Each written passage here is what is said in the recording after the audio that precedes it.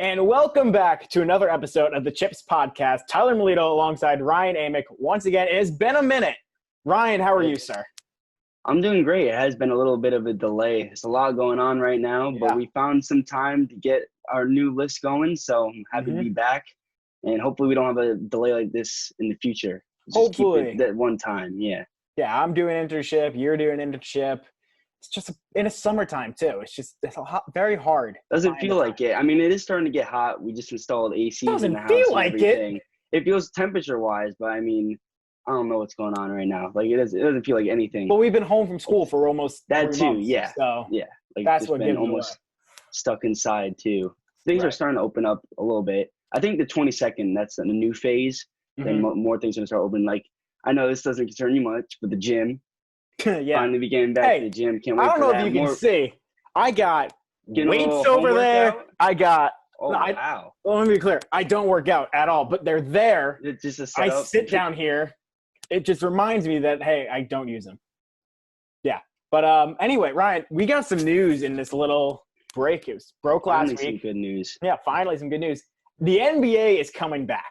So they're doing 22 teams in Walt Disney World, which I'm very excited about. I'm upset I won't be there, but that's neither here nor there. They'll bring 22 teams, 13 from the West, 9 from the East. What do you think about the seeding? The whole thing is mainly playing for the 8th seed in both conferences. They'll play 8 regular season games.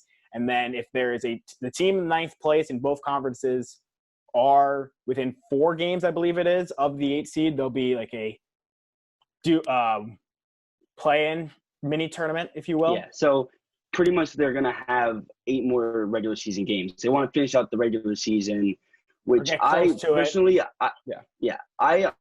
didn't think that was very necessary. I think they're doing it more for money purposes. They lost a ton of money with this big break. So getting as many teams and as many markets as possible, even if it is kind of for meaningless games, only I think are the 7th and 8th seeds up for grabs, or are they just playing for the 8 seeds? So it's only like 2 seeds are up for grabs right now. So basically, I think how it could be is, like, let's say in the West, Portland is the number 9 seed. They could go all the way up to 6. They really want to. I don't know if mathematically they can get up that high. Yeah, I was going to say, because I don't know how far ahead the Mavs are right now. Let me pull up the standings right now. Yeah, while you do that, I'll talk a little about it, though. So, yeah, I think they should have maybe limited it to more like 20 teams. Or I was on board with just 16 teams, because I know like teams like Portland or the Pelicans, they had a fighting chance and they could have had a chance to get an 8th seed, and now they do, which is good. But I think they did that more for the money and for the stars that they're leaving out, like Dame Lillard with the Trailblazers, Zion with the Pelicans, stuff like that. They don't want to leave them sitting when they have a chance to come back. So it makes sense from a financial standpoint, but it's just more risk of spreading the disease in my personal belief. And also it's starting July 31st, which is pretty late. That's like getting into NFL training camp. Whenever baseball's coming back, it might be going on by then. That's a different episode. College football, we can get into going on. Yeah, like they might be playing playoff basketball when 4 important sports are also happening. So that could be bad for ratings as well. I thought they should have gotten it as soon as possible. Maybe started like July 1st or something. Less teams just go right to the – it's also – you can't really go right to the playoffs because they need a warm-up. Training That's camp. What they – and yeah. You're also getting guys from – you got guys coming back from overseas, from different states. They need to have that mini quarantine period just to ensure that no one has the virus. And then once they get everyone into Walt Disney World's complex, which, by the way, I don't know if you've ever been to the wide world of sports in Disney World. Although it's small, like the stadiums themselves are small, it should make for a fun time. I don't know how they're going to do it because Disney is actually supposed to open up July 15th with limited capacity, so that will be interesting. So I have the standings for you right now in both conferences, the 1 through 6 seeds as it stands right now. So the Bucks, the Raptors, the Celtics, the Heat, the Pacers, and the 76ers in the East, as well as the Lakers, Clippers, Nuggets, Jazz, Thunder, and Rockets have all clinched playoff spots. That means the Nets, Magic, Mavericks, and Grizzlies, the 7 and 8 seeds in both conferences, could technically lose their spots. Granted, Portland, there's no way they can jump up to 7. There's no mathematical way. The Mavericks are 9.5. So the Mavs can't fall out of the playoffs either way. That's why I thought they can move to the 8th seed. Just go. Yeah, but then the Nets. So it makes sense for warming them up. Like they can't go right into playoff play. The Nets could fall out of the playoff though, as the 7th seed. But the Wizards I just wish they got a back earlier. That's my only thing. But I'm just happy it'll be back. It could run all the way until October. October 12th is, if there was a Game 7 of the finals, that would be the day. And then they have the draft right after, then free agency right after. So it's just going to be odd. The question is, this isn't normal, but they're doing their best. So yeah. The question is, when will they start the next season? Because I heard Christmas Day, but if this goes to October, then they have the draft, free agency, and all that stuff. And it's going to be short off season for sure. If a team goes to the finals, let's say the Lakers and the Bucks, and they go to that 7th game in the finals, October 12th, the maximum number of days, they will have about a month and a half, saying they start Christmas Day. That's not enough time, and you could see a lot of major injuries there. Excuse me. That could be very detrimental to the league. So I think what the league should do, honestly, they should have a lockout shortened season, almost 50 or so games starting January.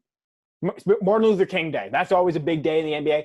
Start there, have a limited season, and then you get right back on their regular calendar come 2021-2022 season. Yeah, that's definitely a possibility, but we're kind of looking ahead there. How about instead, here's a little idea. Let's look in the past. Speaking of the past decade of basketball, and we did a video like this a couple of weeks ago. Yep. A similar video where we ranked the top Super Bowls of the 2010s. Now let's look at the NBA side of things, rank the finals of the past decade.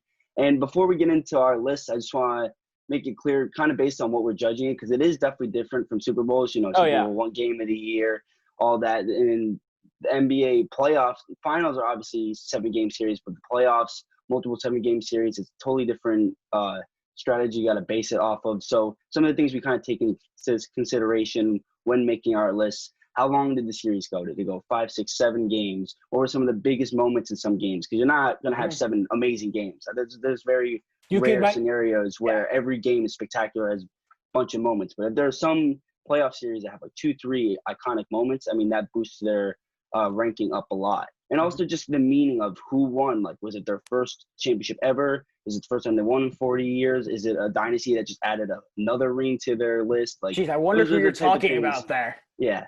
Those are the type of things we take into consideration, or at least I took into consideration. I'm sure you did as well while ranking these. But without further ado, let's dive into our list. And one other thing, at number 10. And one other thing that you got to look at is who could have been there. Did a team that maybe got lucky? Because there's one that definitely talking about. Yeah, that definitely should not have been that matchup. But yeah, we'll start with number 10. And honestly, I got number 10 and number 9 the same. It's Warriors, Cavs, 2017 and 2018. I have 2018 at 10, 2017 at 9. But honestly, you can flip those. I'm just grouping them because those games were duds. Those series were duds. It was known that, as my grandmother's calling me, I'm going to ignore her real quick. Sorry, Grandma, if you're watching this later. The one thing with that one, the 2017 finals was the first one with Kevin Durant where they won it. It was after the 73-9 win team. KD got his first ring, first finals MVP, and that was the last one with LeBron and Kyrie and Kevin Love. After that one, the 2018 finals, Kyrie had gone to Boston. LeBron carried himself. Yet the one moment, it was J.R. Smith rebounding the ball and not knowing what the score was, which is still mind-boggling to me almost 3 years later. Or 2 years later, whatever, math. Yeah, 2 years later because we're in 2020. Wow, it's been a long 2 years. But yeah, those two, that's a team bottom of the 2 years ago. Yeah, bottom of the list for me. There's really, and there's no debate. If you have anything lower than those two, I am gonna shut this thing off right now, and we're not doing. No, yeah, I agree with you. Most people who watch the NBA this past decade will agree those two finals were definitely the worst on the list. I think. You had 2018 at 10, 2017 at 9 as well. I have that too. I think there's a bigger gap than you were bringing up. Like, I think obviously the 2017 finals were nothing to brag about, but the 2018 finals were especially terrible for me because everyone knew who was going to win the finals the second the 2017 season ended, because that's when Kyrie demanded a trade out of there. And it was like, no matter who from the East comes out of here, whether it's the Celtics who actually had Kyrie, then him and Hayward ended up getting injured, so that team was. But never Jason Tatum broke out. They took the. But he was only a rookie. He was only a rookie at the time, so it's like, how much are you gonna expect from him? Then the Raptors, they can never. And we saw later that they would get to the finals. But before then, they always lost second, third round. Like, no one really Pacers counted on them. The Pacers gave them some trouble. Even if the Cavs did go to the finals, before that season, everyone's like, no one's stopping the Warriors. They just took down the Cavs the season before, in 5 games, which was one more game than this 2018 finals brought us. And no game was competitive in this series. Except was that 2018 a 4-0 sweep? Yeah. It was the only sweep on this list. That's why it's also at the bottom. Yeah. It's just, we knew it was inevitable. No matter who came out of the East, we thought LeBron would, and he did. But we knew the Warriors would win this series. We thought maybe the Cavs would get a game. And game 1, which you were referencing with the J.R. Smith moment, LeBron went off in that game. It was on the road in the first game of the series, got 51 points in an overtime game. If J.R. remembered what the time was on the clock, maybe they what the score was on the game 1. He knew how much time there was. He just forgot the score. He thought it was. He thought they were up by 1. So he's gonna dribble it out. Yeah. He's actually talked about that on Pat McAfee's show a couple weeks ago, and explaining it. He's like, "Man, I really don't pay attention to it." And I'm like, "Well, maybe you should." No, duh. Yeah. Even in the finals, but that would have been a huge moment for the series because no one thought the Cavs were going to win. But if they go into Oracle game 1 and steal a game like this, hey, who knows what might happen? But once that game got thrown away, we knew this is over. Whether it's a sweep or not, this is over. It ended up being a sweep. None of the games really competitive, memorable at all. And there was also finals fatigue. This is the 4th straight time these teams faced off, and it was the 2nd year in a row where it wasn't even close, not competitive at all. And then me personally, I've been a fan of the NBA probably since like 2013 or so, but I was very invested in NBA towards this time in my life, towards 2016, 17, 18. So this is when I was first really paying attention to finals, excited to see them, and this is what it showed us. It was upsetting. Both this finals and the 2017 finals, which I also have at number 9. Just not much to mention about either, so I'm not going to go into 2017. It's boring, stunk, both on the bottom of our list. Let's move on. I will say one other thing. Tired of these already. One other thing about 2017, though, like LeBron, that was the first year of KD, like I said earlier, and LeBron and the Cavs won that game on Christmas Day between the Warriors and the Cavs when Kyrie hit that clutch shot at the end. And going in, it's like the Cavs could win this here. And that was one of the better Christmas Day games we've seen. Like, that was a great Christmas Day game. Yeah. And it just so happened it wasn't. KD sunk that remarkable shot in game, I think it was 3 in Cleveland, and that shifted the entire series. Had KD sunk that shot, or not sunk that shot, and the Cavs won game 3, I think it would have been 2-1 Cleveland at that point. Who knows? And then they crushed them game 4, so it would have been tied at that point. It would have been 2-2. Because the following game, the Warriors crushed them. No, game 4, the Cavs destroyed the Warriors. That was their only win. So it would have been 2-1 Warriors. That shot, it would have been 2-2 by the end of game 4. That's a definitely different series. Yeah. But that I wasn't sure if it was the Cavs won game 2 or game 4. I totally forgot there. I forgot to write it down. But that shot, it was actually one more interesting thing before we move on. That shot happened twice. Right, in 2017. Both finals, game 3 in Cleveland, same spot, same quarter, time ticking away. Mike Breen said it in the game call. I remember watching that call. Mike, I remember when KD hit that shot, I'm like, didn't he just do that? Like, am I going crazy or did that not just happen? Same exact scenario a year ago. Yeah. But right. Enough about these 2 horrible finals, though, because there's much better ones. At number 8 for me, and this might be a shocker, I got Heat Thunder 2012. Strictly because it's what could have been with the Thunder had they not broken up after that. Because immediately after that finals, they traded away James Harden, but they also didn't put up a fight at all. It was LeBron was on a mission. We just had the anniversary of that remarkable game 6 of LeBron James against the Celtics when they were down 3-2 in the, I believe, Eastern Conference Finals, and LeBron was out for vengeance there. He finally gets his ring, winning that finals. It was the first one of that Heat dynasty after losing to the Mavericks the year prior. You knew the Thunder they were the future of the league. The Heat, the big 3, they were the current, and the Thunder were going to be the future with Durant, Harden, and Westbrook.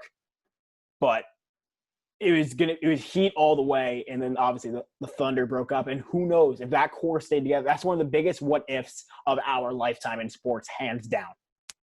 Yeah, I have that pretty low on my list too. But at number 8, I have the Heat losing to the Spurs in 5. This is the 2014 finals. I just thought it was kind of another uninspiring series. I think the Spurs were the favorites coming in. They were a dynasty that wanted revenge for the previous year. Mm-hmm. We'll talk about that later. As a memorable finals where they thought they could have won that. They were up in that series. That obviously that shot ruined it for them. So they were looking for vengeance. This Heat team, LeBron was heading free agency that year. It looked like they were getting older, kind of growing apart. Weren't as dominant as they were in their 2 championship runs. And we kind of saw that in this series. None of the games were really close except the Heat's 1 win. It was a good series for Kawhi. It kind of put him on the map. And he shut down LeBron. He earned that Finals MVP, and it was a sign of things to come. So it was a good way for the Spurs dynasty to end. That was their 5th championship. But, just in terms of series play, it wasn't that interesting. We kind of saw the Heat fall apart. We knew that LeBron was going to leave. It just wasn't really a memorable finals, in my opinion. So I have it at 8. Yeah, I see it why you have it a little lower. I have it a little bit higher on the list. We'll get to that later. But shifting gears to number 7, for me, I got the first Warriors-Cavs, 2015. It was the first in Warriors history in a long time, 40 years, like you mentioned, since 1975.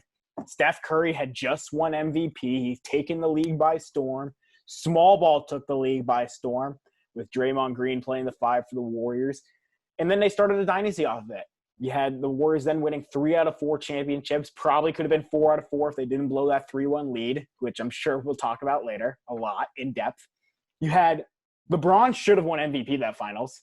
I don't care what you say. They lost in 6 games, 4-2. But Kyrie Irving gets hurt in game 1. Best finals performances. By far. It's crazy the numbers he put up. Kyrie Irving gets hurt in game 1. He busts his leg. And then Kevin Love, he messed up his shoulder that first round. If those 2 guys were healthy, no question the Cleveland Cavaliers win. And then who knows what happens there. If Cleveland wins that finals, they could have possibly gone back-to-back. The Warriors probably don't go 73-9 the following year because just happenstance, because they were riding that wave. High. Right. Kevin Durant doesn't go to the Warriors. Like, it's a whole thing. The Cavaliers win that finals. We are talking about a whole totally different NBA for the last 5-6 years from that point to now. And then also that's what Delhi mania took over that final. Crazy. Locking down Steph Curry. People were like, who the heck is this guy? And now he's just gone into obscurity, and who knows where – I don't even know if he's still – Well, yeah, that whole roster, aside from LeBron, was who the heck are these guys? There was multiple of they them. had JR, they had Tristan Thompson. Yeah, but aside from that, they're not game records. They're more notable names, but aside from them, like Timofey Mozgov and like Amon and then the Lakers signed him. Not championship material necessarily. Yeah, that Laker – that's what got the buses out of what's his face? Jim Buss. Jim Buss. That's what got him out of the front office because he made such a boneheaded signing there. And we traded Mozgov for Lonzo Ball, basically. All right. Staying on track here, what I have at number 7 is the aforementioned 2012 finals between the Thunder and the Heat. Another, not too memorable series. You could tell the Thunder weren't ready. They had a great young core. Unfortunately, that's all we saw from them. What could have been if they just stuck together, they could have been a dynasty for sure. But they were all very young. LeBron was on a mission after that embarrassing 2011 finals, but they didn't get the job done in the first year as a big 3. They were on a mission. Definitely weren't going to let the Thunder get in their way. They had some more competitive games than you thought, some close-scoring games. There were some impressive performances, like KD was going off in these finals. Russell Westbrook had a great game 4 where he scored 43 points. So that's some of its moments, somewhat competitive, but only lasted 5 games. Yeah. Kind of knew the Heat were going to win this. They kind of had to, because if they lost this too, LeBron would have never recovered. The Heat would have never recovered because they were still the villains of the league at this time. So, the backlash they would have got for losing to this team after the 2011 series, it was almost like it had to be done. It wasn't a bad series by any means. It's kind of middle of the pack for me, which is why I have it at 7. Yeah, and I think the thing with that Heat-Thunder finals, like you mentioned, if LeBron loses and the Heat lose, like we say LeBron losing that finals, because let's be real, it's all LeBron's the number 1 guy on that team. He would have been 0-3 in finals. We would not be having the GOAT debate at all if LeBron had have only 2 championships to his name at this point in his career. And fortunately for him, he got that one. And I think that it's kind of almost like Steve Young for the 49ers in the 90s when he said, take the monkey off my back after winning his first Super Bowl. That same thing happened with LeBron in this finals. He got the monkey off his back. And you see you've seen a different type of LeBron ever since that moment where, sure, he's still striving to win a championship every single year, but he's a lot more looser. He's not as strict and mean-faced every single second of the game. You see him having a lot more fun, and I think it's because he has that one. He has now 3 rings, but he got that one at that time. Yeah. All right. Moving up on the list to number 6, I got Mavs Heat 2011. And honestly, personally, I wanted to put this higher, but I just don't think you can. There aren't much higher you can go. You can't crack it into the top 4. I think the top 4 is pretty much a lock. By that face, I know you disagree, but we'll see. First of all, no one saw that coming. It was the first year of the Heatles, LeBron, Wade, and Bosh, and the Mavs just blow them out. Dirk plays out of his mind, cements his legacy. Jason Terry gets that finals tattoo at the beginning of the year, says we're going to win the championship, and he was right. And he was a big reason for it. Big reason. That team is just so interesting. You got guys like Dirk, Jason Terry, Tyson Chandler, Jason Kidd. I think Sean Marion might have been on that team, if I'm not mistaken. They're just guys who, outside of Dirk, wasn't like the top 1% of NBA players. Maybe you can make the case for Jason Kidd, but all guys who could contribute to that team that played so well that despite you might hate the Heat or love the Mavericks, wherever you fall in that scale, but you have to be like hats off to Dallas. The one thing I guess people could say that hate that finals is Mark Cuban. I hate that guy. But in terms of the play on the court, he wasn't even a player or anything. So exactly. That's totally biased. Right. You just got to respect the play. Dirk Nowitzki cementing his legacy in that finals. And then you have the questions of LeBron James, can he ever win? Because I remember that summer, all hell broke loose amongst the media of like, LeBron James, is he overrated? He'll never win. This was a horrible idea, blah, blah, blah. Yeah. Yeah, you took a lot of the points I was going to mention, and by the look of my face, you can tell I have it a little higher. Yeah. But moving to my number 6, I've noticed I'm kind of one step ahead of you because I have the 2015 finals. That never happens, by the way. Well, you are always because I had 2012 one step ahead. Now I have 2015 one step ahead, and you touched on a lot of it before. That means you're more lenient. But so this is the Warriors' first championship in 40 years, the start of a dynasty that would see them make the finals 5 years in a row. And I have it lower on the list because of the injury factor. It hurt it a lot. Like this is a good series. It went 6 games, some pretty competitive games for sure. But not having Kyrie there except for one game, that hurt. Obviously, Kevin Love was out as well. Yeah, because it went to overtime and he didn't get to play that. And I think the Warriors ended up winning that one anyways. Then the Cavs actually were inspired off of that. 1-2 straight. We're up 2-1 in the series. Yeah. LeBron, as we mentioned, playing out of his mind. I'm going to read some of the stats, though, because they're just unreal. Please do. He was averaging 35 points, almost 36 points, 13 boards, and 9 assists. That's why he should have won MVP. Legit carrying this team. Brought him to 6 games against a very good Warriors team. I mean, this was the same team, not many differences that brought them to 73 wins the next year. Steph Curry just won MVP. I mean, this is a very tough team. This is the start of a dynasty for years to come. So this is a tough challenge. And LeBron's play definitely did make it more of an interesting series. But the fact that he had to carry so much because of those injuries and they just couldn't get the job done kind of hampered it for me. But it was a pretty interesting series. This is one of the first series I actually remember watching in depth because I kind of watched when he was on the Heat a little bit. I was more casual at that point. By 2015, I was all in on the NBA. So this is the first finals I remember. And it was pretty good. But again, not special, not very memorable. So I have it at 6. Yeah, I agree. It wasn't super memorable. I think just so for us, this is our recent history. The last 5 years of our basketball watching lives have been dominated by the Warriors and the Cavs up until last season when obviously LeBron left for the Lakers. And I think what's interesting about this one is this changed the NBA as we know it. You saw it in 2014. The Spurs still won. Sure, Kawhi was that MVP, but they had a dominant big man in Tim Duncan. 2013 and 2012, the Heat, that's an anomaly there. The Mavericks had a dominant big man. It's just you had good guards, but teams couldn't win without a very, very good big man in the middle. And the Warriors were like, screw that. We are going to win making 3-pointers. Steph Curry, Klay Thompson. Those two were the main contributors. But then they had guys all around them who could make threes as well. Draymond Green occasionally could. Andre Iguodala, Harrison Barnes, Leandro Barbosa. I can go on and on and on. That's the other thing, too, with that one. We didn't even mention him, Andre Iguodala. He was the MVP of that finals for locking down LeBron James. Locking down. Did you hear the stats I just read you? When it mattered the most, Andre Iguodala held down LeBron James. I thought Curry didn't play great, but he had a couple never games won where he one. went off. I thought he could have won MVP there. He kind of got snubbed there. But also, one more quick thing to mention, that was the introduction of small ball. They actually played a small ball lineup in the finals. Because of Mozgov. They had to get Mozgov out of there. So they're like, we'll go small and force them to play an inferior big man. And I don't know how much more inferior you can get from Timothy Mozgov, but somehow they figured that out. Just goes to show teammates that LeBron had at the time. Tristan Thompson. We'll get into the top five. For me, I have that 2014 finals, Spurs versus Heat. I think for that one, after losing the year prior, the Spurs came back for blood. You knew that these two teams would clash back up in the finals. Maybe you had the Thunder who can get in there on the Western Conference side. I'm trying to remember who was in the East in 2014. Maybe the Pacers. Hawks.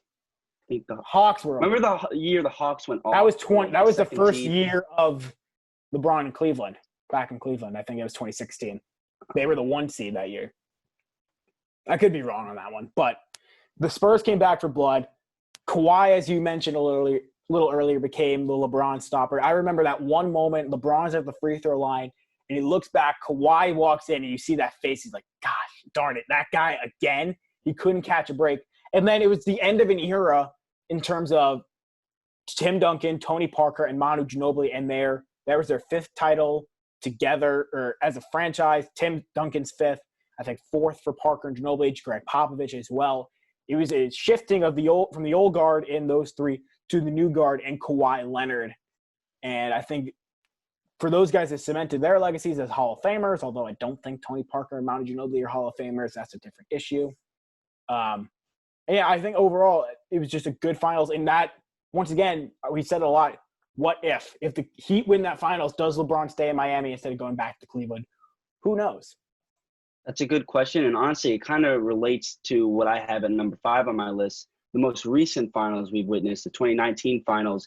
And that parallel I was referencing is the Kevin Durant factor. I mean, if he doesn't get hurt in this series and they beat the Raptors, does he stay? Because that was a big reason that he left. I mean, I think he was him and Draymond were having some issues in the beginning of the year, and he didn't like the narrative that's been on him ever since he was on the Warriors. So I could have seen him leaving as well. But I mean, if they win their 3rd straight, it's kind of hard to leave that situation. But getting into this finals, this was a good finals.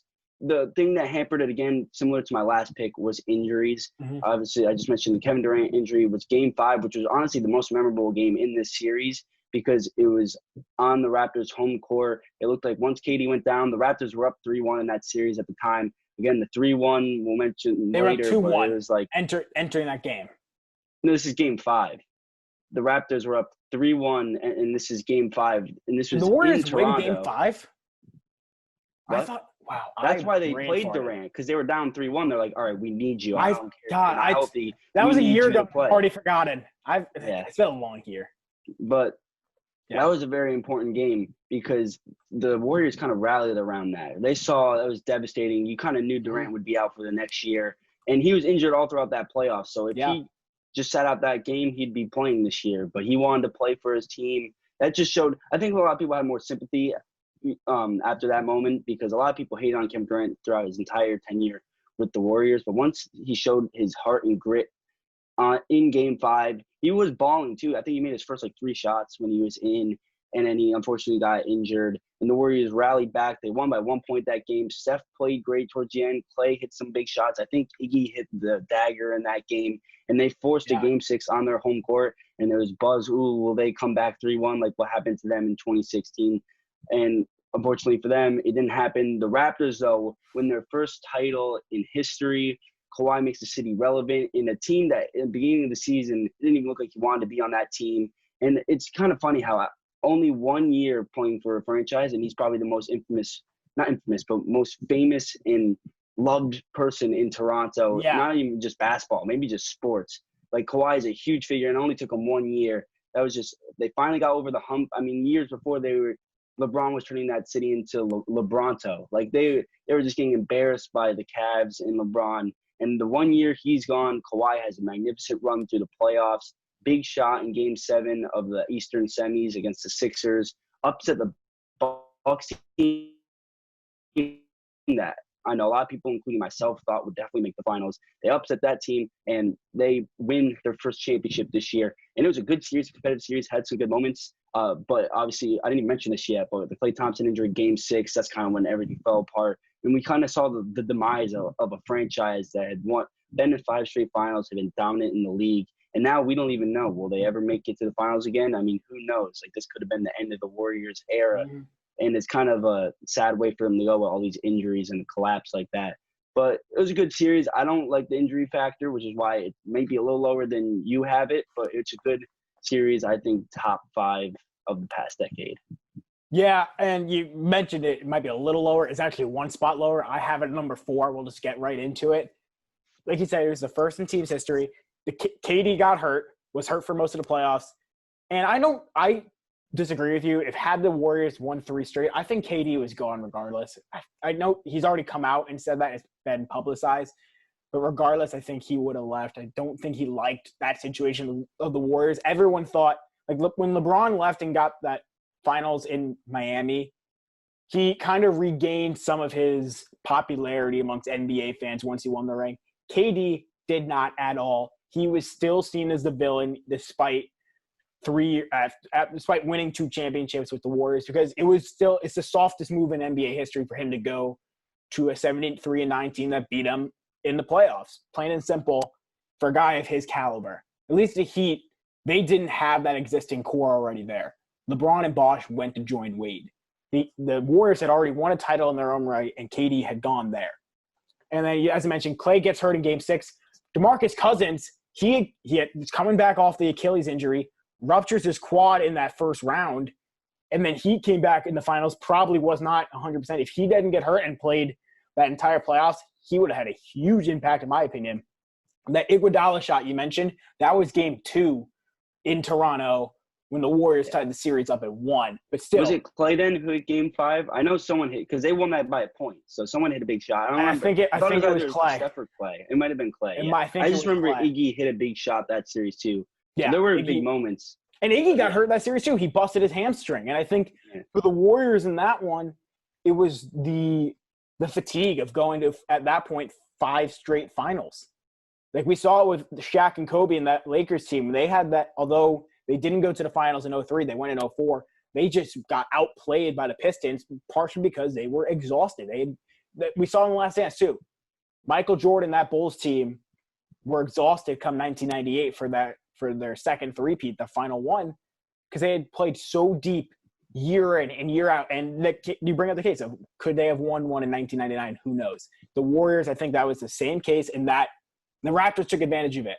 And then, like you said, with Kawhi, he became the most popular Canadian sports figure outside of hockey. Because let's be real, Wayne Gretzky wins that hands down as an Edmonton Oiler. But any sport other than hockey, I think Kawhi Leonard, you can make a legitimate case for being the most famous and most popular Canadian or athlete to play in Canada, strictly because of what he was able to. He brought that team and that city and that country their first championship, something that Vince Carter couldn't do. Tracy McGrady, I guess you could say. DeMar DeRozan, Kyle Lowry, up until Kawhi came, all those guys and many, many more could not do. Kawhi was able to do. And I think, honestly, they were able to make peace with the fact that, sure, he left, but he brought them the ring. And entering that season, when Masai Ujiri made that trade, sending DeMar DeRozan, Jakob Poeltl, and a first-round pick to San Antonio for Danny Green and Kawhi Leonard, people were like, are you crazy? Kawhi Leonard, he's not going to want to go to Canada. He's not going to want to re-sign. They're not going to get past the Bucks or the Celtics in the East or the 76ers in the East. What does he do? Takes down a Magic team in round 1, sure. Has the most remarkable shot of this past decade, arguably. That or the one in 2013, which we'll mention in a little bit, I'm pretty sure. But that one's the first ever one to win a Game 7 at the buzzer, so I give more points to the Kawhi Leonard shot. And then they beat Giannis Antetokounmpo, the MVP in the Eastern Conference Finals, and they just played really, really great basketball. That whole team, top to bottom: Kawhi, Danny Green, Lowry, Marc Gasol, Ibaka, Fred VanVleet. That guy was on fire that finals. He locked down Curry. It was unreal. Undrafted guy, and he just he was a nightmare for them. They couldn't find an answer for him. After having a baby, he went off and had the most remarkable start to basketball in his life. And while his doppelganger was cheering on the sidelines, aka Drake, he looks so much like Drake. It's so funny. It does. It's kind of wild. A shorter Drake. And Drake, that was another storyline too. He came in. He had the wristband over his KD and Steph tattoos for Game 1. He was talking so much smack to those guys. That was another added layer to that whole playoffs. Yeah, that was a good series. It was a big series for Kawhi, and it was another series that laid out the groundwork for the future of the NBA, because that had a big role in free agency, as we mentioned, with KD. Maybe he was gone already, but this probably maybe influenced where he went. He ended up with the Nets. This influenced where Kawhi went in a way. He went to the Clippers. And in a way, it kind of brought balance to the league, because the Warriors were no longer the superpower that we saw in 2017, 2018 at the bottom of our list. We knew they were going to win every year. This brought balance to the league. Main part of that was Kawhi, which is why I like to think of him kind of as the Thanos effect, because he brought balance. He brought balance to the universe. It was a superpower. No one could stop it. Then Kawhi beats the Warriors, jumps to the Clippers instead of the Lakers, so they're not a super team. And just like that, there's duos everywhere. Do you think Kawhi – it's just kind of funny how that works out. Do you think Kawhi would have stayed in Toronto had he not won a championship, or do you think he was going to the Clippers regardless? Yeah, I don't know why you would stay for not winning. Like, I was more surprised that he left because he won. I mean, there is the sense that more money. There is a sense that, he won him a chip, so there's not much more they could ask for. They can't be mad at him. But at the same time, if you lose, why would you want to stay there, especially if you don't want to be there? Like, if you don't want to be there and you already lost, like, would you stay there instead and go to LA? Yeah. But I don't think he was staying either way. I don't think there's anything to do, because they were offering him out of the court stuff. Like, they're offering him, like, free restaurant food for life, just, ownership, like, all the love in the world. Like, there was so much they were offering him beyond the court to show their appreciation for him, and he still left them. So I don't think he was staying no matter what, win or lose. But that was definitely a great finals. That's why we have a pretty similar on our list. Moving to my number 4, though, I have the 2011 finals, which was lower when I started this list, because obviously it's the black mark on LeBron's career.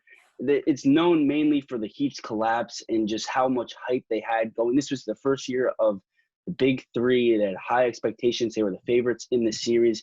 The younger of the two teams, because as you mentioned, the Mavs had a lot of vets. Very old, a lot of vets looking for their first title, which I think added to the narrative and made this a little more special, because, like you said, Dirk finally winning one for his team, getting revenge from 2006 when they lost to the Heat. So beating the Heat was big for him. Jason Kidd finally won a ring towards the end of his career. Sean Marion, Tyson Chandler, Jason Terry, all those guys you mentioned earlier. I think that was a big reason why this was a little more special as a series. And also, I personally didn't watch this because I was younger at the time. I wasn't a huge fan of the NBA. So I had to watch the mini movie to get a sense of how this actually went down. And this was like a tough, hard-fought, close series. And it got a lot of high reviews. This was one of the better series of the decade. The first 4 games went down to the wire, one-possession games. I think a couple went to overtime. Game 2 was memorable because I think the Mavs in the second half, 21-point comeback, ended up winning that game on the road, which is a big blow for the Heat. But then the Heat win a game. They were up 2-1, and then the collapse kind of started Game 4. When people don't remember this, but it was a flu game for Dirk because he had a high fever that game. He was playing sick, but they won by 3 points, a close game in that matchup too. And then they ended up winning the next 2. They won 3 in a row, beat that Heat team, and it's known more for LeBron scoring 8 points in one game, getting locked up by like JJ Barea, Jason Terry, all the memes and stuff like that. It's very bad mark on LeBron's career. It's not very – you can't really argue in favor of LeBron in this series. There's no way of looking at it where LeBron came out the winner. This was a bad look for him. But if we're looking at just series play, this was a tough series between 2 pretty equal teams, a lot of story narrative, very close matchups. I thought it was pretty entertaining, and I like the fact that Dirk finally won solidified his legacy as one of the greatest power forwards ever, one of the best scorers ever. And I thought this was a very good series. And this went all the way. I had this towards 6 and 7. Then I actually watched it, and I'm like, wow, this is actually a really good series. I'm going to move this up to number 4. I think that's a good place for it. And I think the top 4 is, set in stone. I think around like the top 5. There's definitely a top half and a bottom half of this decade. Oh, yeah. And I think this was definitely one of the top half finals we saw this decade. Yeah, I mean, I had it as 6, but I completely understand your reasoning. And I was just looking at the rosters for those two teams, and the Mavericks had a considerably older roster. They had 8 guys over the age of 30 compared to the Heat's. Okay, well, the Heat had 11, but the majority of the guys didn't really play. Jerry Stackhouse played 7 games for the Heat that year. Jamal, don't even know that guy's last name, not even going to try, played 18 games. It was Udonis Haslem only played in 13. And there were some like old school, like former like big names. Juwan Howard for the Heat, Jerry Stackhouse, Zydrunas Ilgauskas, Mike Bibby, Eddie House, Mike Miller for the Heat. The Big Z was on that team? Yeah. I knew he played for Heat. I just forgot it was that team. I had no And then idea. On the other side, you have Jason Kidd, who's 37, Jason Terry, Peja Stojakovic, who remarkably played for the Kings back in 2002 for that team, Sean Marion, Brendan Hayward, Caron Butler, Steve Novak, who of Knicks fame, as you know, he's a little younger, but there was just so many guys in that one who you kind of forget, but they were so good. But it was really just the Heat's big 3 could not handle the team basketball of the Mavericks. Plain and simple. Rick Carlisle. It's a wake-up call. Yeah, Rick Carlisle really coached that team phenomenally well, and it avenged that 2006 finals when the Mavericks blew that 2-0 lead. All right, let's get into the top 3 because that's what the people came for. Got to give the people what they want.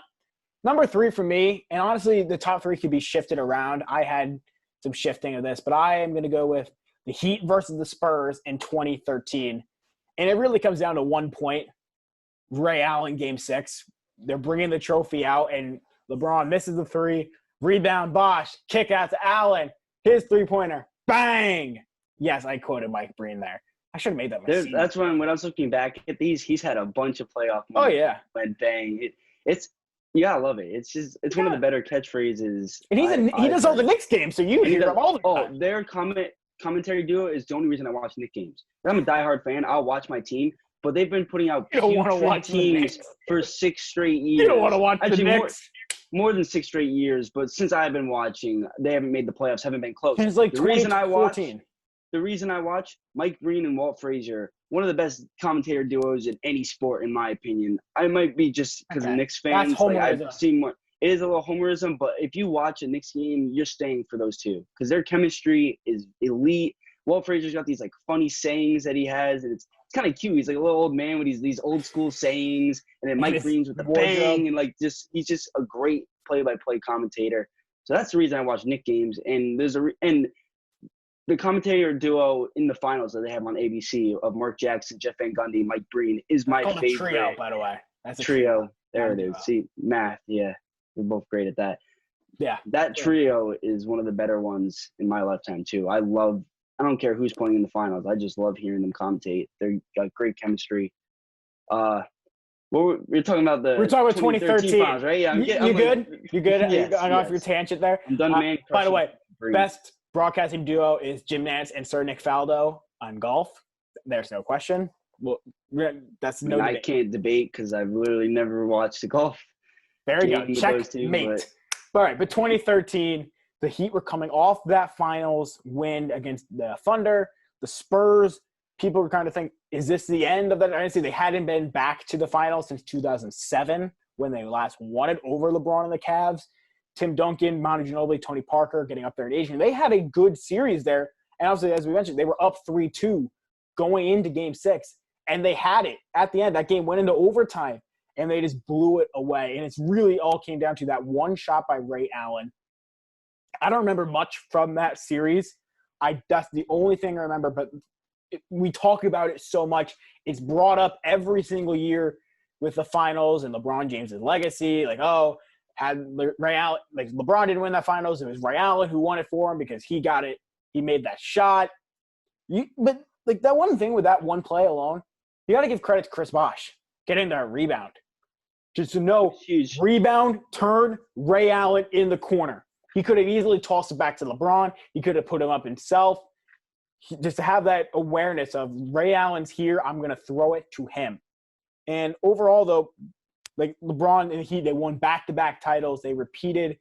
And people were starting to think, okay, maybe this team is as good as advertised. Maybe they can win 1, 2, 3, 4, 5. I know they didn't get that many like LeBron guaranteed, but you get my point. Yeah. And I'll get to that finals in a sec because it's not my number 3. And my number 3, I have the 2010 finals. Celtics and Lakers. No, you're wrong. Excuse me. I give you time. If you have it, all right. I don't have it 1. If you have it, I have it 2. Thank God, you're sane. Thank you. All right. So number 3, I have the 2010 finals, the 12th matchup all time in the finals between the Celtics and Lakers. 2 historical franchises going at it. That's the last time we've seen them as of late. We could maybe see them this year, but it's a big talking if. about big if.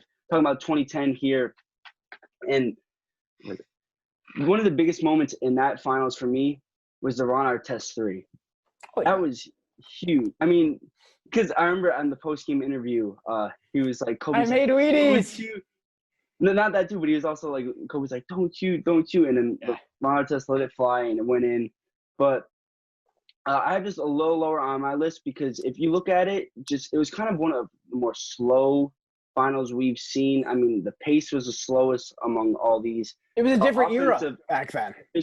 That is 10 years ago. It was a different era. That's true, but I think it changed more in 2015 when the Warriors came about. That's when things started to change. Like, if you look at 2011, like, the pace was around the same, but it was just so low scoring. I mean, you look at some of these games. Game 6, when have you ever seen a finals not one team not score 70 points? I mean, that's true. If you're not a fan of offense, or if you are a fan of offense, it kind of hurts it like I am. But it was a 7-game series.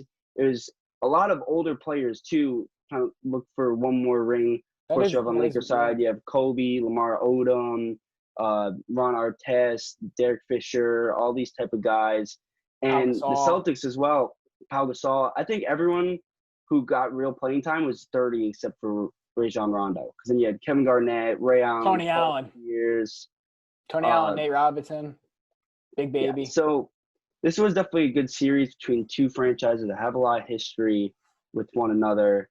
And it was the ring that put him over Shaq. You got a finals MVP without Shaq on his team. This is a very big moment for Kobe. Back to back. Yeah, it went back to back. And when I was looking at this, another interesting thing, if they won in 2008, when the Celtics actually beat the Lakers, he would have been the second player to have 2 3-peats. You name that other player? Well, he wouldn't have been the second player because Scottie Pippen has 2. Yeah, Jordan has 2. But he would have tied Mike. You get what I'm saying? Yeah, to lead his team to 2 3-peats, or at least be a big part of 2 3-peats had they won that. But that was still a huge moment in Kobe's career. Very good series, went 7 games. All games are pretty competitive. Yeah. I have it lower than 2013 because it was slow paced. Poor shooting. It was the lowest. I looked at the numbers, lowest field goal percentage of any of these series, kind of by far. Like, it was just, none of these games really were a high offense, but they were close at least. So that's why I have it at number 3. Yeah, that's the thing. Like, I have it at number 2, obviously. Like, one of those games, the Celtics scored 67 points. You don't see people scoring 67 points in – like, that's common for 2 quarters. And now, that's like a halftime score. Right, that's a halftime score.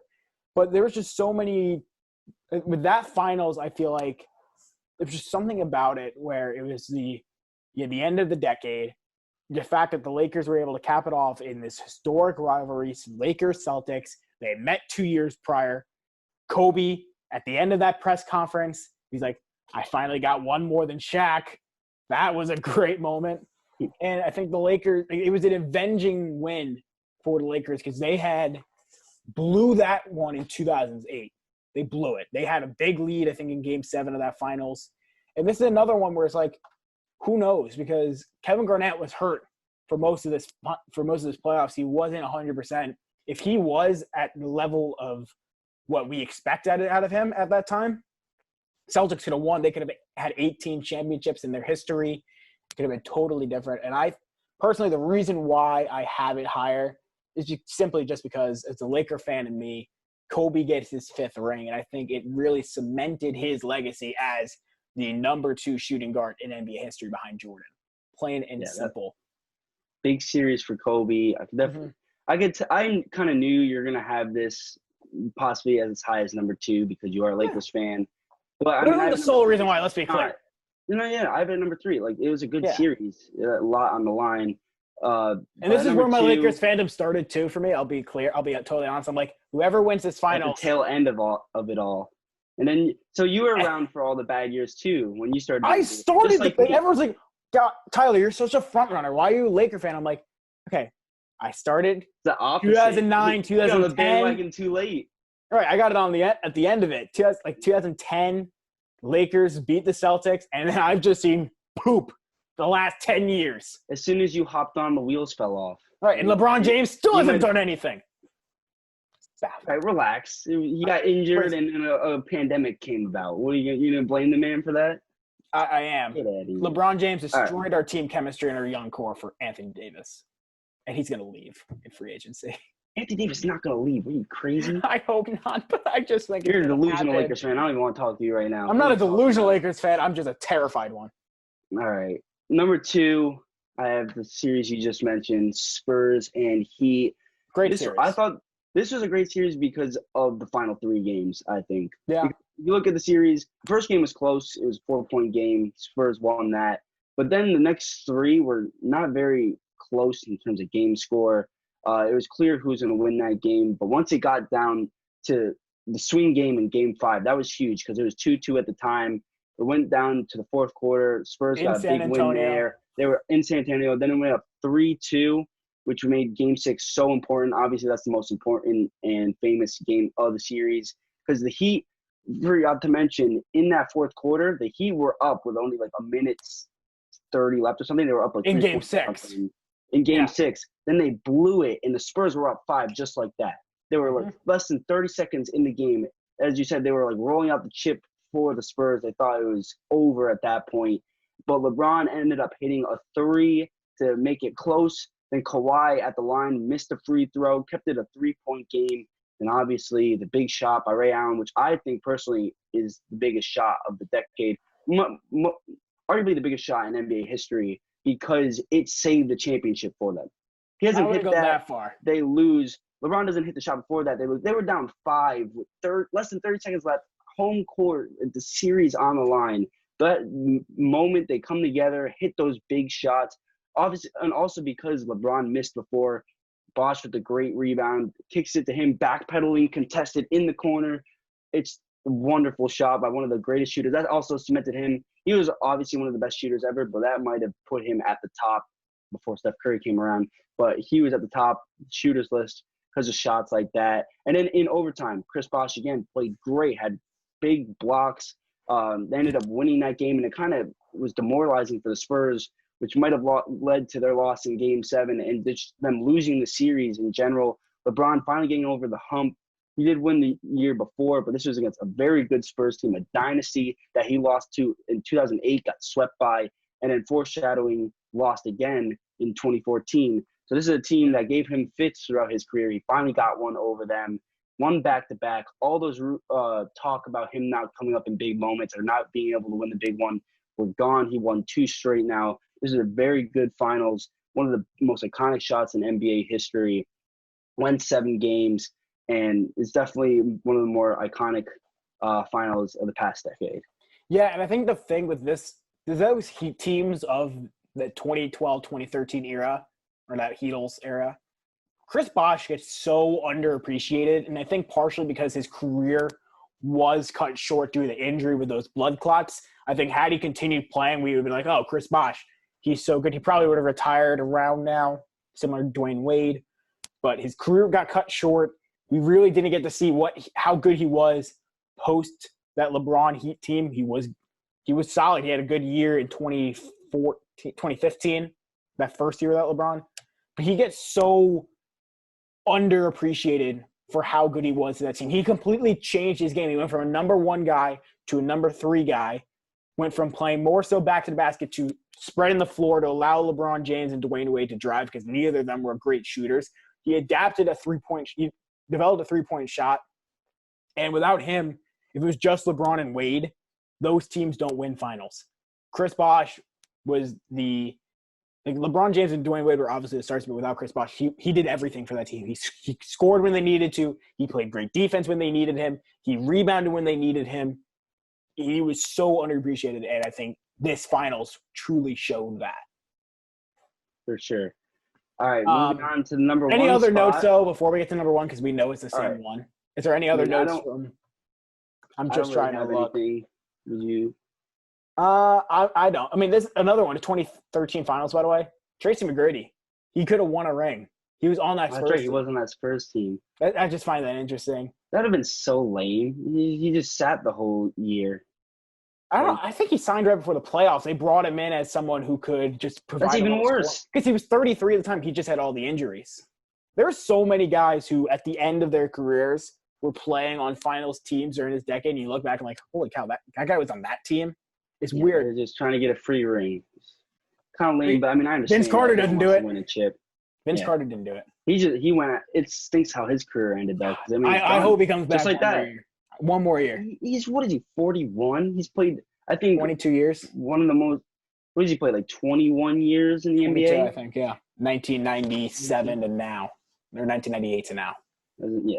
Yeah. But all right, let's get to number 1. It's Cavs Warriors 2016. Obviously. One of the most start this one off? Finals ever. I'm done talking. So how about? All right, I'll start. You take a crack at it. I mean, 73-9. The Warriors they had that historic start with Luke Walton as their head coach. Everyone's like, "Oh, the Warriors are so good." LeBron and the Cavs had that slow start to the year. People were like, "Oh, is LeBron legit?" The Warriors break the record for most wins. Steph Curry is the first player to ever win unanimous MVP, which should not be the case at all. Should have gone Shaquille O'Neal in 2000, but another issue, another day. He breaks the 3-point record. Steph Curry does. And they just roll through that playoffs. There was, I think, one hiccup. I think Steph Curry got hurt in one of those series where he busted up his knee against the Rockets. Like the Rockets, yeah. Or the Blazers, I think it was, in that first round. But then you get to the finals. They're up. They win game 1. The Cavs they win game 1 and game 2. The Cavs win game 3 on their home court. And then they go down 3-1. And you have the most remarkable stretch of games, a 3-game stretch a player has ever had in LeBron James. 41-point triple-double in game 3, in game 5, 41-point triple-double in game 6, I think it was. And in game 7, he has the play of the decade with that block on Andre Iguodala. You could say the Ray Allen shot was the shot of the decade, but LeBron James, that block, play of the decade. And the call of the decade by none other than Mike Breen. I wouldn't say the call of the decade. I wouldn't say blocked by James. I wouldn't say the call of the decade. But That's just I can. Steph Curry 3-pointer against the Thunder. I just know it. What was that? That Steph Curry 3-pointer against the Thunder is that's one I always go back to as probably the best call of the decade, in my personal opinion. But another thing with that playoffs too, it was interesting. I think it was the Spurs. They blew a 3-1 lead to the Thunder in round 1. If I'm trying to find it up, right? Or in the second round. Nope, I lied. The Thunder blew a 3-1 lead to the Warriors in the Western Conference Finals. Mm-hmm. Game 6, Clay balled out. And then you get to the NBA Finals and the Cavs overcome a 3-1 lead. Who knows? If the Warriors win that championship, they probably are the best team of all time. Kevin Durant doesn't go to that team. LeBron James, he would have gone 2 straight years without winning a championship for Cleveland. His legacy is up in the air. Maybe Kyrie asked for a trade a year earlier. Who knows there? But once again, it's like that 3-game stretch for LeBron. He had 41 in. So here's LeBron's stat lines in that playoffs. I'm trying to pull it up. Game 5, he had. Sorry, I should have wrote this down earlier. 41 points, 16 total rebounds, 7 assists. Game 6, 41 points. My computer's lagging. Bravo, technical difficulties. 41 points, 8 rebounds, 11 assists. And then game 7, with Draymond Green having 32 points in that game, by the way, LeBron had 27, 11, and 11. Just balled out those final 3 games. And then one other point to note, Draymond Green got suspended game 5 for taking a cheap shot to LeBron James. Once again, a huge turning point. Major turning point. And it goes down as the legacy cementer for LeBron James because he was able to win one for Cleveland. Cleveland, this is for you. You just remember that moment of the emotion on his face once he won it, and that city finally accepting LeBron back after he left them a few years prior. Yeah. So I obviously also have this series number 1 on my list because I've mentioned this on previous podcasts. This is the greatest single performance in NBA history. Like, I agree with that 100%. You touched upon this a lot in like the stats you read off, but just so we look at the first 4 games, not memorable at all, total blowouts. Warriors winning 3 of those blowouts. Cavs looking dead in the water. There was the iconic picture of LeBron with glasses, stone-faced, with the tagline underneath. Yep. No team has ever come back from a 3-1 deficit in the finals. Didn't faze that man at all. And also these little jabs in the media, Klay Thompson like calling him soft, all these other things. And once LeBron heard that, gave that little giggle, he knew it was time to turn it up. The Warriors were so final cocky. 3 games, they were so cocky. Obviously, unanimous MVP, 73-9 winning season, it the year before, unbeatable. Only lost a couple times in the playoffs for this series. We're up 3-1 off a huge blowouts in this series. They were riding high. They thought they'd win Game 5 and on their home court go back-to-back, cement their legacy as one of the greatest teams all time. But Draymond Green got a little kick happy once again in these playoffs. I think this was the same playoffs he infamously kicked Steven Adams in the private area. Got banned because of all the texts he got that year because he couldn't stay out of trouble. Went overboard in terms of texts, so he got suspended for Game 5. That's where everything started to change. LeBron went in full God mode, unstoppable, no answer for them. And once they won that 5th Game 5, people were starting to be like, they actually come back. Could this actually get done? And we were like, nah, the Warriors will get done Game 6. The Warriors will get done Game 6. Don't worry about it. The best team we've ever seen. No one's going to stop this 3-point shooting barrage of the Warriors. In Cleveland, one of the biggest meltdowns I've ever seen from a player. Steph Curry, they were losing big time at home. The energy in that stadium, I wasn't there, but I've seen videos. Tremendous. Wait, you weren't at that finals? I didn't know. I would have loved to be at that finals, but there's energy in that Cleveland stadium as they thought, oh my God, could we finally get our first title? They see Steph Curry as they're losing in the 4th quarter, throw his mouthpiece at the ref, throw a tantrum, get ejected, and the Warriors are before our eyes falling apart. Cavs win their 2nd game in a row. It's now Game 7, which is always great for any finals. Our top 3 finals all went to Game 7. Game 7 is beautiful for a finals for any series in the NBA. Because it means it's competitive. We want to see the most games as possible, and it's just fun because there's so much on the line. Because essentially 1 through 6 don't matter. It's all about Game 7. Everything's on the line. Throw the playbooks away. It's all about heart. Who wants it more? This whole season comes down to this final game. And it was one of the most memorable games in NBA history because this is one of the most memorable playoff series in NBA history. Of course, it went down to the wire in Game 4. There were a bunch of possessions where no one scored. I mean, they were playing perfect defense. No one was letting them score. And one of the most perfect defensive plays we've seen, obviously, blocked by James. Turned that into the 3-point shot by Kyrie, another infamous, crazy final shot. We mentioned with the 2013 finals. Now the 26 finals had that and more. And the Cavs on the Warriors home court do the impossible. They win their first championship ever in Cleveland for the Cavaliers. LeBron gets it done for the home team. He scorned in 2010. They burned his jersey. They swore him off. They never wanted to see him again. Dan Gilbert was like, this guy. Yeah, they thought they would get it in 2015. That looked like a team that could win. Obviously, the injuries we mentioned earlier in the show prevented them from winning in 2015. They came back with a vengeance, and this is the start. This is really the only good game in their 4 games in a row. the 2015 finals was all right. Obviously, 2017-18 finals were terrible. Thanks, KD. This, though, one of the most memorable playoff series in NBA history. And this is a GOAT performance that put LeBron in the GOAT debate with Jordan, because never before, he was always top 5 player, unanimous Hall of Famer. Definitely top 10, maybe not top 5 at that point. Yeah. Like, people were still arguing, I know this is going to get your gears grinding a little bit, but Kobe was better. It was that, it was that level of LeBron. Yes. Shut up. Shut up. But this put LeBron in the GOAT debate because he led, also, one thing we didn't know, led every major stat on both teams. Points, rebounds, assists, steals, blocks. Led him in all 3 of those categories. I don't think he averaged a triple-double, but Game 7 got triple-double. Almost averaged triple-double. Ended up averaging triple-double in, I think, the 2017 or 18 finals. It was just this I'm convinced that this stint with the Cavs was the best LeBron we've ever seen. I know on the Heat, he got the most accolades, won the most chips, won the most MVPs. Honestly, was the most balanced. He was playing more defense at that point.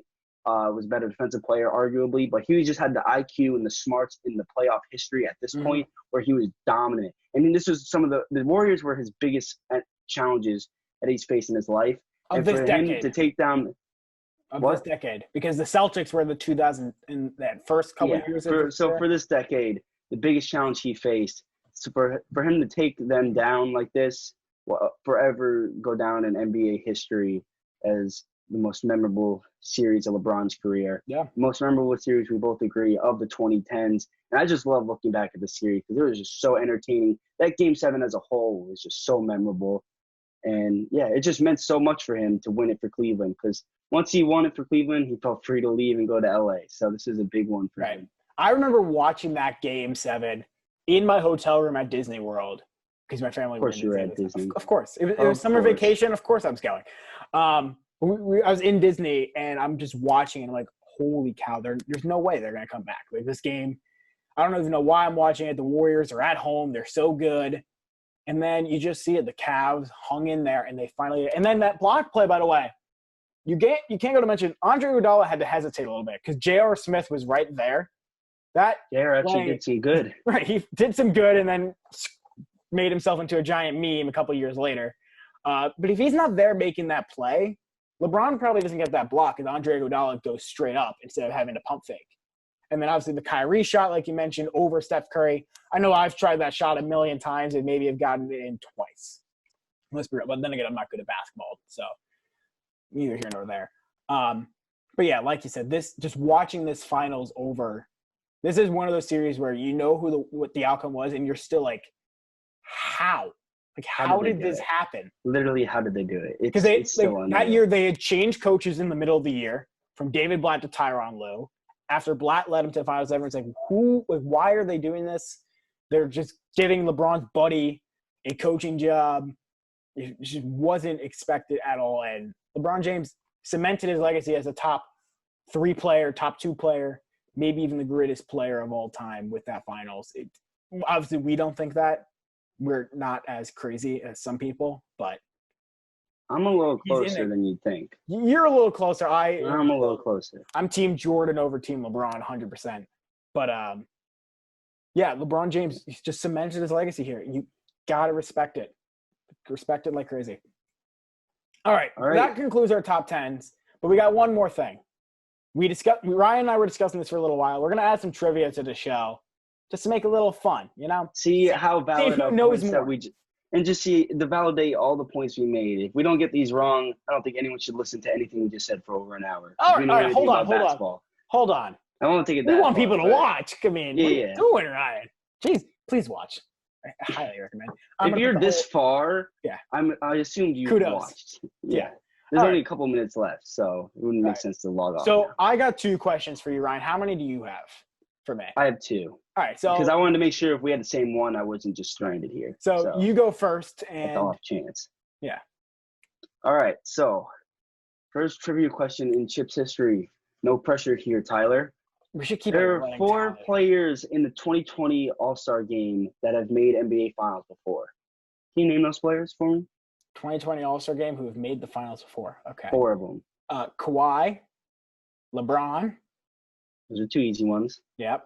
I don't remember watching that game at all. I'm trying to remember who was an all-star. Let's see. 2010 was Lakers. It's not that far. It's Celtics. Right. I'm going in.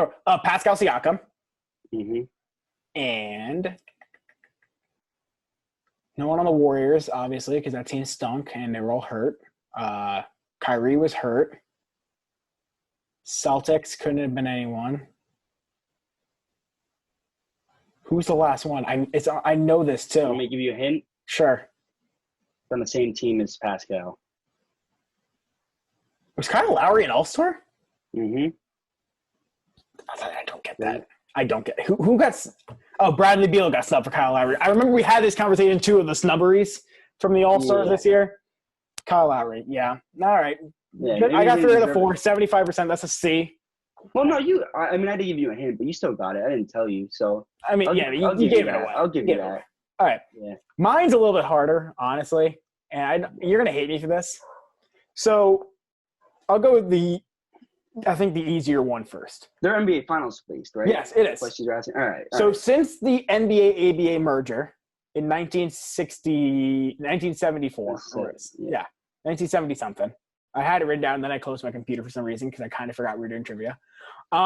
Who has won the most championships? Because obviously you can say Bill Russell and those guys. I'm not including those Celtics teams. Since the NBA and ABA merge, who has won the most championships? And I'll give you a hint. Wait, player or organization? Player. Oh. Do you want me to give you the hint first, or do you want to think about it real quick? Is it Robert Horry? It is Robert Horry. Do you know how many finals he's won, though? Let's go. That was the hint I was going to give you. How many finals has he won? Because that was the hint. 8, right? 7.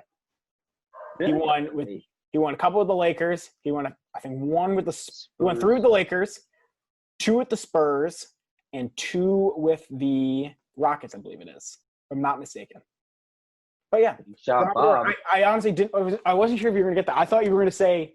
I remember that being like a fun fact. Jordan. Like, yeah, I was thinking like the Bulls teams, obviously Pippen, Jordan. That would have been too obvious. There's definitely one more. I was thinking maybe Kareem, but then I was like, wait, doesn't like Robert Horry have? I thought he had 8, but 7, yeah, more than anyone else. So, all right, so we good job. All right, wait. Do you want to give your other ones? Because let's give the other ones. Yeah, why not? This one's really easy. This is kind of more of like a fun fact. It was not much trivia, but I was gonna make it worse. So the 2011 finals, both teams had the same name for their stadiums. American Airlines Center. Stadiums. Yeah. American Airlines Center. Yeah. Center for the Mavs and American Airlines Arena. Yeah, but they're the same sponsor. That was easy. Yeah, mm-hmm. That was very easy. Thank you for throwing me a softball there. Mine is gonna be very hard, and I saw this the other night actually on like an old TNT clip on YouTube. So Shaquille O'Neal has had a teammate in the finals for a very long time.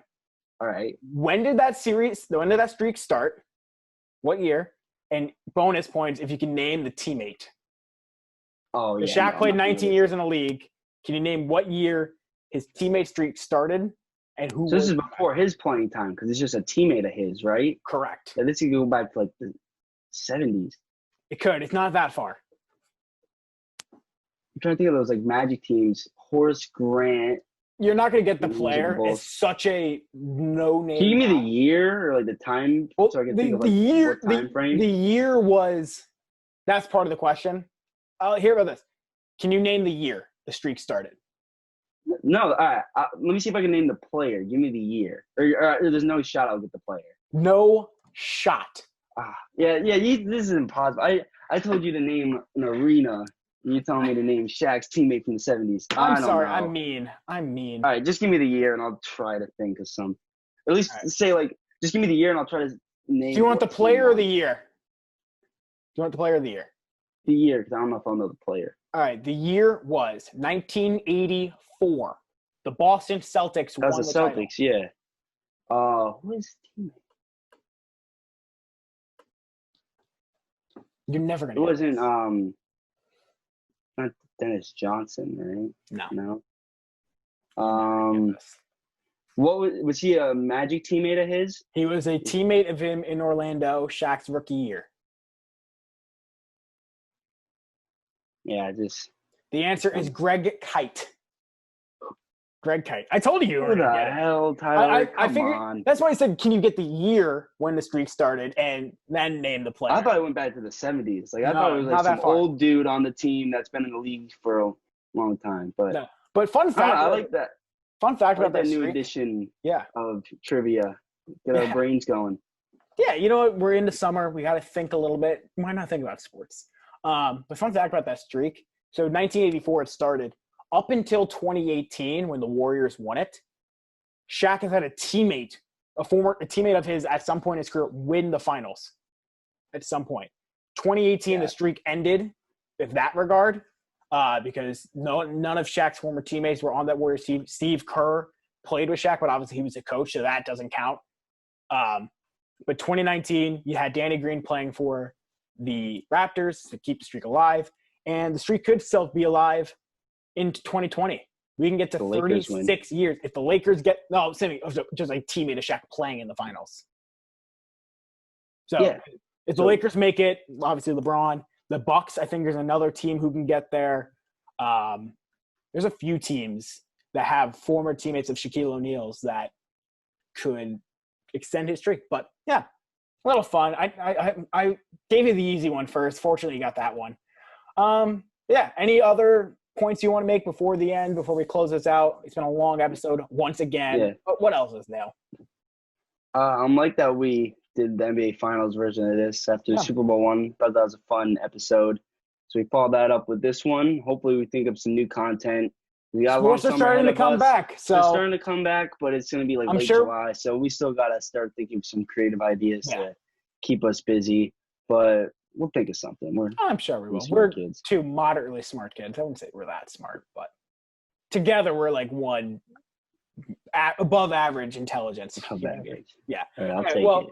That's the conclusion of this episode of the Chips Podcast. If you want to watch more, I'm going to put the playlist in the description of this video on YouTube because that probably would have been a smart idea a million years ago when we first started doing this. But, hey, thank you so much for watching. We hope you enjoyed, and we'll see you next time. Ryan?